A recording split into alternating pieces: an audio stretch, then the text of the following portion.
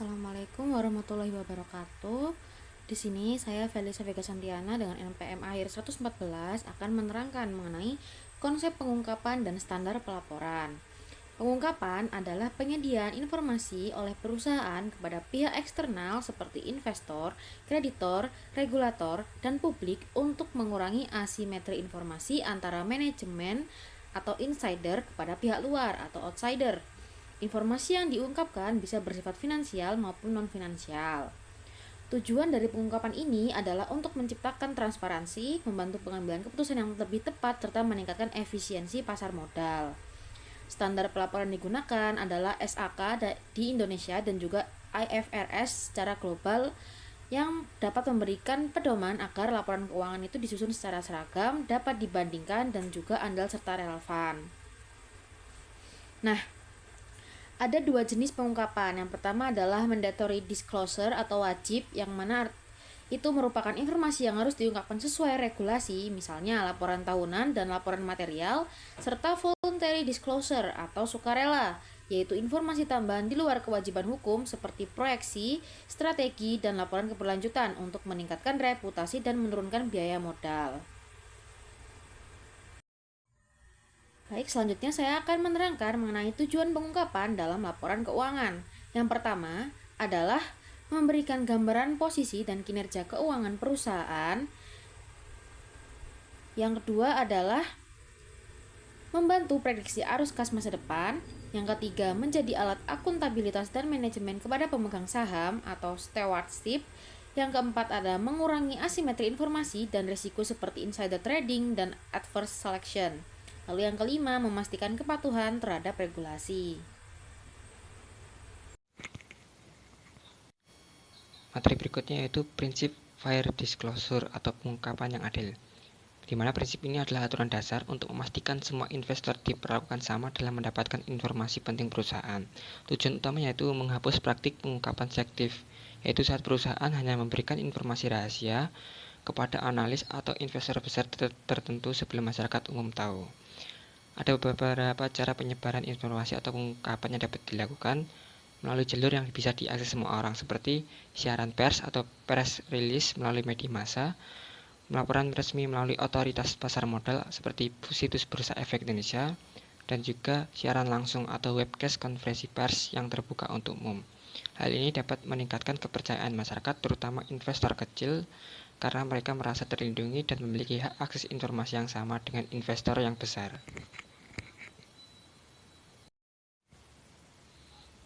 Yang selanjutnya yaitu regulasi pengungkapan tambahan atau MD&A. Angka di laporan keuangan, investor butuh penjelasan naratif untuk memahami apa yang sebenarnya terjadi di perusahaan. Bagian ini disebut manajemen discussion and analysis atau diskusi dan analisis manajemen.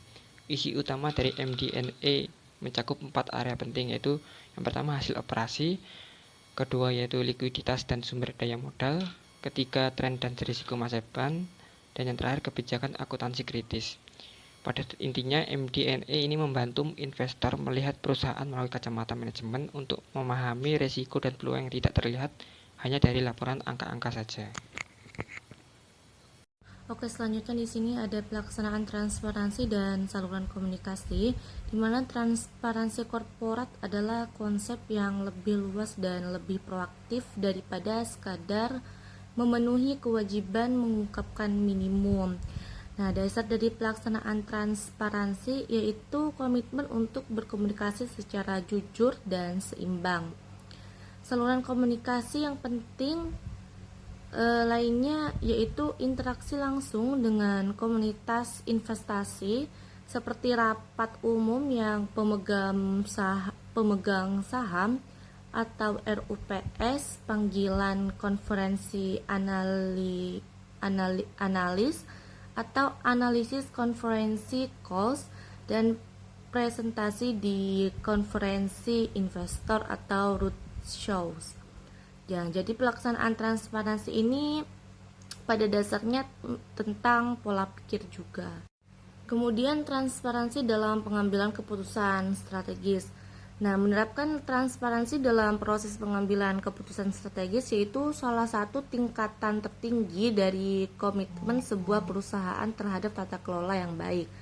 Kalau salah satu aspek utama yaitu artikulasi yang jelas mengenai visi misi dan strategi bisnis perusahaan serta penjelasan mengenai posisi perusahaan saat ini, tujuan dan juga rencana untuk mencapainya.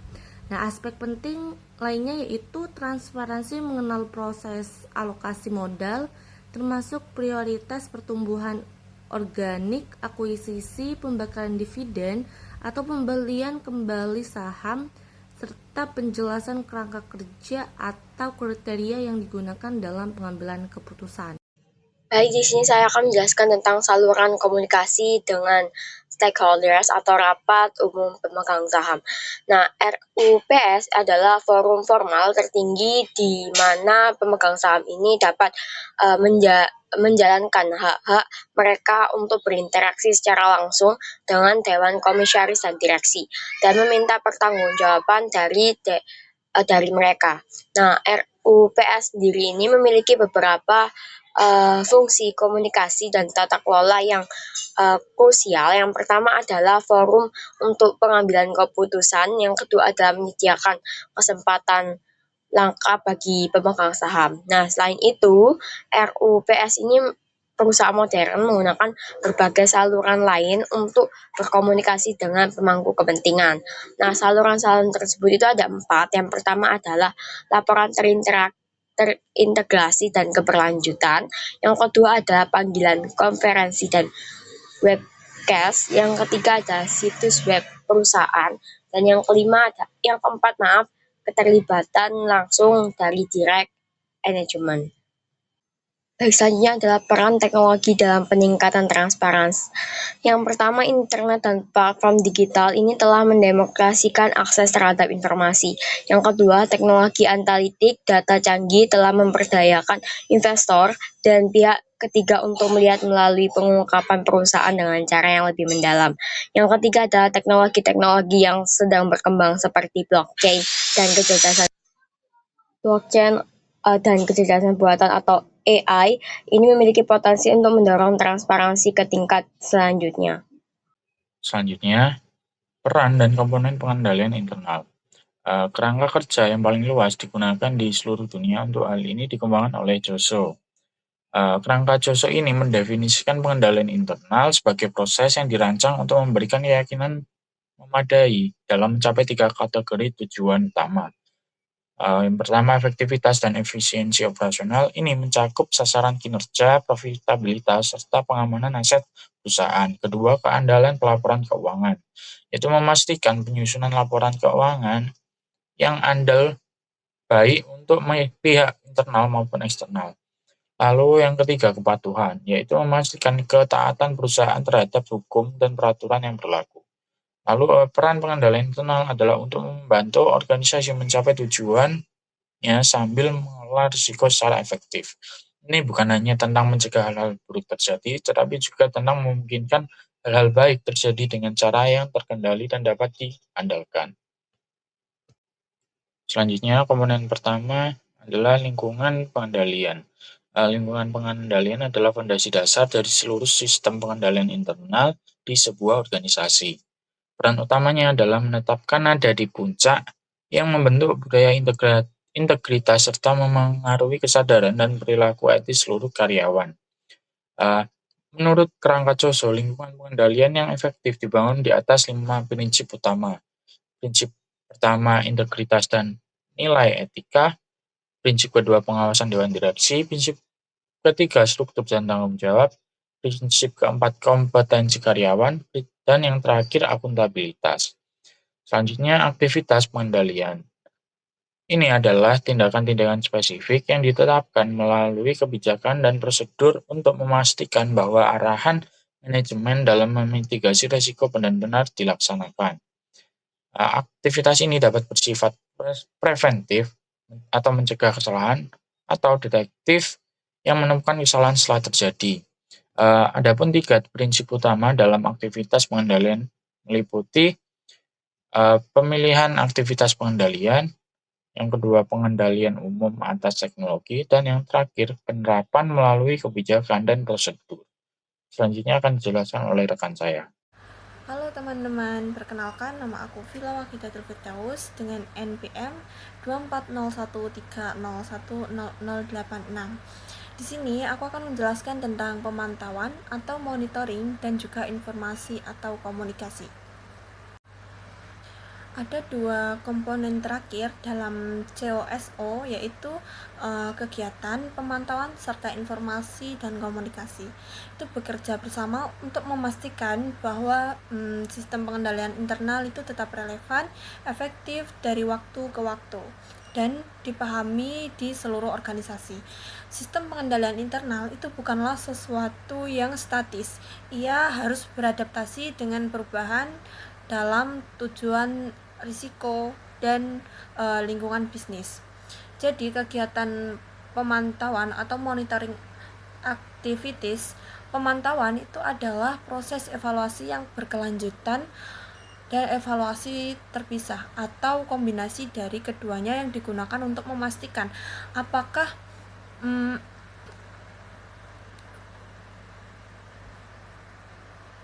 masing-masing dari kelima komponen pengendalian internal itu ada dan berfungsi. Terdapat dua jenis utama kegiatan pemantauan. Yang pertama itu pemantauan berkelanjutan atau ongoing monitoring. Nah, kegiatan ini itu dibangun ke dalam proses bisnis normal pada berbagai tingkat manajemen. Yang kedua itu ada evaluasi terpisah. Evaluasi ini itu dilakukan secara periodik dan ruang lingkup secara frekuensinya tergantung pada nilai risiko dan efektivitas prosedur pemantauan berkelanjutan. Informasi dan komunikasi. Yang pertama itu ada informasi. Perusahaan itu harus mempunyai informasi yang lengkap dan relevan, akurat, tepat waktu, dan untuk materi selanjutnya yaitu implementasi pengendalian internal dan juga pengukurannya. Implementasi pengendalian internal. Yang pertama itu harus dimulai dari pemimpin. Jadi implementasi itu harus dimulai dari dewan direksi dan juga manajemen senior. Kalau pemimpin itu tidak serius, maka karyawan itu juga tidak akan serius. Ini disebut dengan tone at the top. Yang kedua itu harus ada struktur organisasi yang jelas. Kalau struktur tidak jelas, siapa yang akan bertanggung jawab, siapa yang akan menyetujui, dan siapa yang akan mengawasi. Bisa jadi semua orang paling lempar tanggung jawab. Makanya harus ada bagian organisasi, deskripsi jabatan, dan jalur pelaporan yang jelas. Yang ketiga itu ada faktor manusia. Ini yang paling penting karena sistem sebaik apapun akan gagal kalau pertama pegawainya itu tidak kompeten, tidak jujur, dan tidak paham kenapa pengendalian itu penting.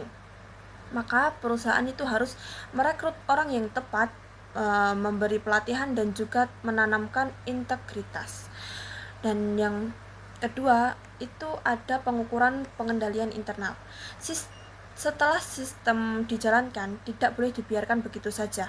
Harus dicek terus apakah masih efektif, apakah ada kelemahan, apakah terlalu rumit dan tidak efisien. Ada dua hal yang dinilai. Yang pertama itu ada evaluasi desain. Nah, kalau resiko pencurian itu tinggi, tidak ada pemisahan tugas atau desainnya itu salah. Yang kedua itu ada efektivitas operasional. Jadi, Selanjutnya saya akan menjelaskan mengenai kualitas sumber daya manusia. Jadi pengendalian internal pada dasarnya sangat bergantung pada kualitas sumber daya manusia yang menjalankannya. Faktor utama dalam menentukan efektivitas sistem pengendalian yaitu yang pertama yaitu kompetensi. Artinya kemampuan dan keahlian yang dimiliki karyawan untuk menjalankan pekerjaannya itu sudah berkualifikasi. Kemudian yang kedua yaitu etika. Nah, artinya pelaku yang sesuai dengan aturan dan norma perusahaan. Contohnya itu tidak menyalahgunakan wewenang, tidak memanipulasi data, dan juga bekerja secara jujur. Kemudian yang ketiga yaitu integritas, yang mana orang yang berintegritas tetap melakukan hal yang benar meskipun tidak diawasi. Selain itu, proses rekrutmen, pelatihan, evaluasi kinerja, serta sistem insentif dan sanksi harus dirancang untuk mendorong kepatuhan, perilaku etis, dan tanggung jawab. Pada akhirnya, tujuan utama dari pengelolaan sumber daya manusia yaitu membangun budaya sadar pengendalian dalam organisasi demi keberlanjutan perusahaan. Baik, selanjutnya yaitu mengenai penilaian kualitas sistem pengendalian internal, yang mana merupakan proses berkelanjutan untuk memastikan bahwa pengendalian telah dirancang dengan baik dan berjalan secara dalam mengelola risiko organisasi. Proses ini meliputi 2 tahap. Yang pertama, evaluasi desain pengendalian untuk menilai apakah pengendalian ini tuh mampu mencegah dan mendeteksi risiko secara memadai. Kemudian yang kedua yaitu pengujian efektivitas operasional untuk memastikan pengendalian benar-benar dijalankan secara konsisten. Nah, penilaian ini tuh dapat dilakukan oleh manajemen melalui kontrol self-assessment, audit internal maupun audit eksternal. Jadi setiap kelemahan yang ditemukan ini tuh kemudian didokumentasikan, lalu diklasifikasikan berdasarkan tingkat keparahan, dan kemudian ditindaklanjuti melalui perbaikan agar sistem pengendalian tetap efektif dan relevan. Kemudian hubungan antara GJG, transparansi, dan juga pengendalian internal. Jadi ketiganya ini itu bersifat saling keterkaitan, yang mana membentuk satu siklus yang saling mendukung. GJG yang baik menuntut pengendalian internal yang kuat, kemudian pengendalian yang kuat ini akan menghasilkan informasi yang kredibel, lalu informasi yang kredibel menciptakan transparansi yang kuat, dan jika salah satu dari elemen tersebut itu melemah, maka keseluruhan sistem tata kelola perusahaan ini itu akan terganggu. Oke, pada slide ini saya akan menjelaskan tentang peran Good Corporate Governance atau CGC sebagai payung pengawasan dalam perusahaan. CGC dulu ini merupakan kerangka kerja tertinggi dalam tata kelola perusahaan. Artinya, CGC menjadi dasar arah, tujuan, dan bentuk pertanggungjawaban dalam organisasi. Dewan Direksi memiliki peran penting di sini.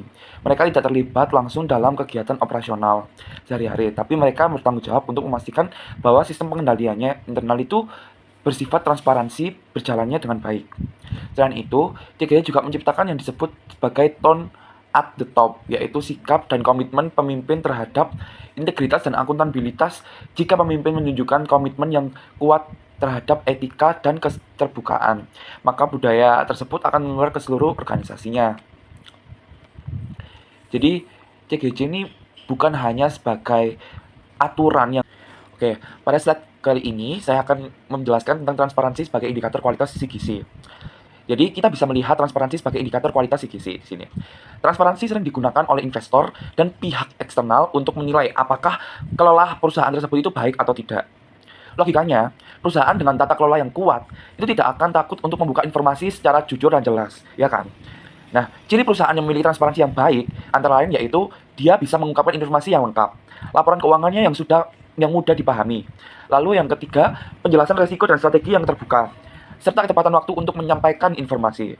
Nah, itu adalah ciri-ciri perusahaan yang memiliki transparansi yang baik bagi investor atau pihak eksternal.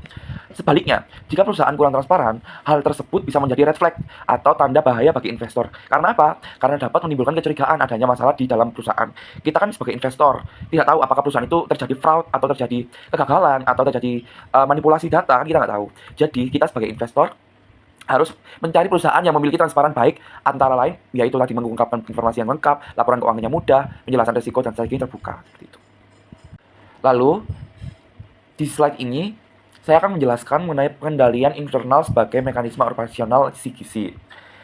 Kita akan membahas pengendalian internal sebagai mekanisme operasi dari CGC. Jika CGC adalah konsep atau tujuan yang ingin dicapai, maka pengendalian internal adalah cara atau alat untuk mewujudkan kegiatannya dalam sehari-hari. Pengendalian internal ini berfungsi untuk menjamin keandalan laporan keuangan, mengurangi resiko kecurangan, dan membantu perusahaan dalam mengelola resiko. Contohnya, seperti adanya pemisahan tugas, sistem otorisasi, rekonsiliasi, dan prosedur